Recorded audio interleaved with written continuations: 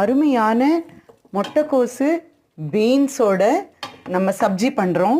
அது வந்து சப்பாத்திக்கு தொட்டுக்கிறதுக்கு ரொம்ப சூப்பராக இருக்கும். ட்ரை பாஜி வந்து அவ்வளோ எனக்கு பிடிக்காது. ஸோ நான் என்ன பண்ணேன், தக்காளி, வெங்காயம், அப்புறம் வந்து கரம் மசாலா, மசாலா எல்லாத்தையும் ஒரு வதக்கிட்டு அதை அரைச்சி அந்த கிரேவி பண்ணிவிட்டு, அதுக்கப்புறம் வெந்த முட்டைக்கோசு, பீன்ஸு, பொட்டேட்டோ எல்லாம் சேர்த்து நம்ம வதக்கும்போது ஈவனாக அந்த ஸ்பைஸ் எல்லாம் அப்படியே அப்சர்வ் பண்ணி சூப்பர் டேஸ்ட்டாக இருக்கும்.